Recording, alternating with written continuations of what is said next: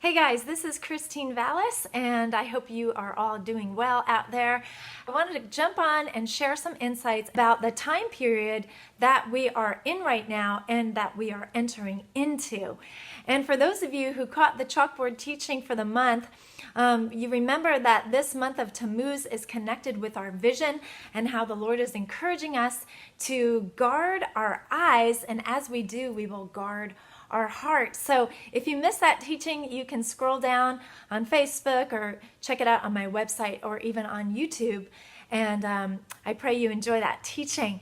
But starting this week, we'll begin a 3-week period known as Between the Straits. The beginning and ending dates, these bookend dates, actually mark 2 events in Israel's history that were always meant to be a blessing. The 18th day of Tammuz was the day when Moses descended Mount Sinai with the 10 commandments and the plans for the tabernacle.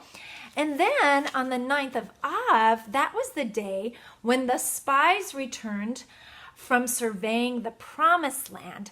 And so guys, both of these days were meant to be just a glorious, great new beginning for the people of God. But as we know, many of us know the story, what happened. It didn't turn out that way. And so what we found was that their impatience led to idolatry there with the golden calf. And when the spies came back from surveying the land, 10 of them brought an evil report and really corrupted the ears and hearts of the Israelites, and they led them astray. And so that caused that whole generation to settle in unbelief, and that generation never entered into the promised land. But again, these dates were supposed to be blessings, But 1 Corinthians 10:11 encourages us that the things that are written in the Old Testament were written there for our example, so that we don't have to fall into the same traps, guys, that they did. We can learn from them. So as we enter into this 3-week period called Between the Straits, we don't have to enter into this time in fear. No, we can actually rejoice and worship the Lord instead of, creating a golden calf.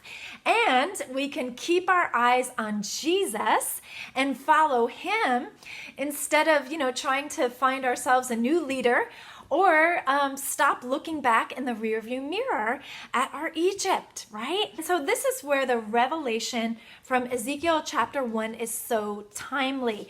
And so there's a lot to look at. So I encourage you guys to look again at that passage in Ezekiel chapter 1. But there's a few things that I noticed that I wanted to share with you. And the first thing is that the vision that Ezekiel received happened, like I said, in this 4th month of Tammuz in biblical history. And we see that there was cloud and fire, and it was basically the presence of God, right? And so in the midst of all that, it says that there were 4 living creatures, and they had 4 faces, they had 4 wings, they had 4 hands, and their wings were touching in unity. And not only were these creatures, connected in unity, but the word says that when they moved, they all moved straight forward. Wherever the Spirit was about to go, they would go, and they turned not when they went. Another translation says that their faces did not turn as they went. And so to me, this jumped out just very clearly that this was God's direction to us, that we are to go where he goes, that we are to turn not, but to keep our eyes straight on him, and we will go straight through the straits together with him. He wants us to set our faces like flint, guys. As we look on into Ezekiel, yet another heavenly sight. It says that there is a wheel within a wheel. And I was thinking about that and even sketching it out. And I thought, well, a wheel within a wheel, that's like a big eye, right? And so as you read on, you'll discover that there were 4 of these big wheels or big eyes. And it says that their rims actually were covered in more eyes. So there's like all these eyes all over the place, and the wheels themselves moved in 4 different directions. And as the wheels moved, they also turned not as they went. They kept their eyes straight. And then I noticed this, that these big wheels were beside each of the living creatures. And it goes on to say that when the living creatures moved, the wheels moved with them. And when the living creatures were lifted up, the wheels were lifted up with them. And when the Spirit stood, they stood. And so wherever the Spirit would go, they would go in that direction. And it goes on to say, for the spirit of the living creatures was in the wheels. And I love that. I read that and, it's hard to even grasp all of that, but I like it. I like the sound of that. And, earlier in the chapter, it says that the living creatures did indeed have feet, but the Spirit was in the wheels. And I thought, well, wow, that's us as believers. We have these physical bodies, we have these feet, and we have these legs, and we go to and fro, from here and there. But guys, we are more than just these human bodies. We are supernatural as believers. Our bodies are the temple of the Holy Ghost, right? Doesn't it say that in the New Testament?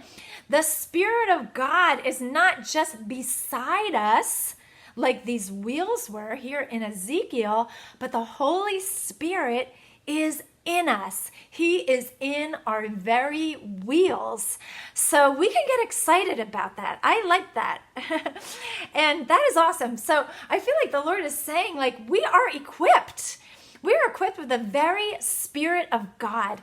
The same Spirit that raised Jesus from the dead is in us now. So that Spirit of God in us is not just to raise us when we die, but to give us the ability to reign in life now. And so, guys, we are not called to sit around and be stagnant. What did Jesus say? He said, follow me, right? So we're to move with him. We are to follow his cues. Even Psalm 32:8 says that he guides us by his eye.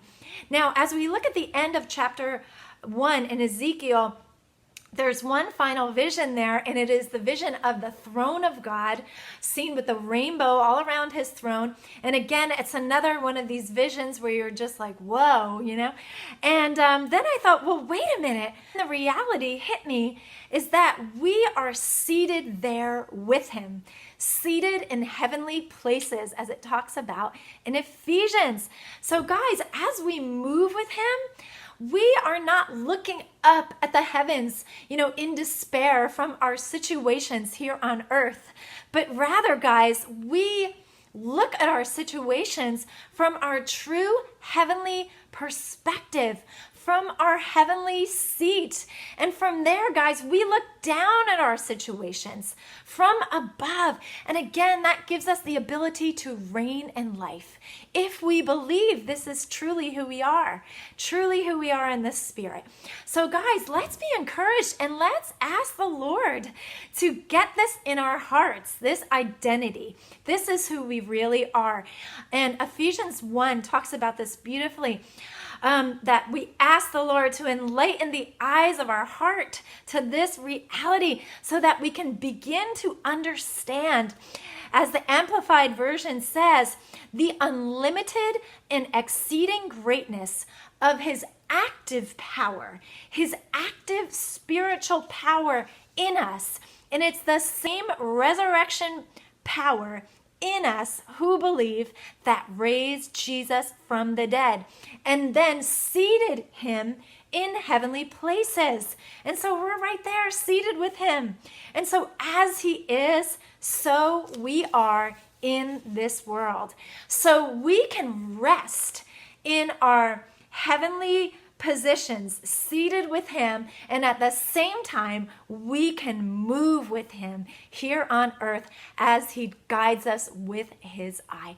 So guys, the more we focus on this reality, we discover that truly we are more than conquerors in him through Christ who loved us. And if God is for us, who can be against us? Nothing can stop us. So I pray this as an encouragement to you, and I want to leave you with one last scripture from Proverbs that we can all meditate upon in this season. It's Proverbs 3, 5, and 6 that says, "Trust and believe in the Lord with all of your heart, and lean not on your own understanding, but in all of your ways acknowledge him, look to him, and he will make your path smooth and straight."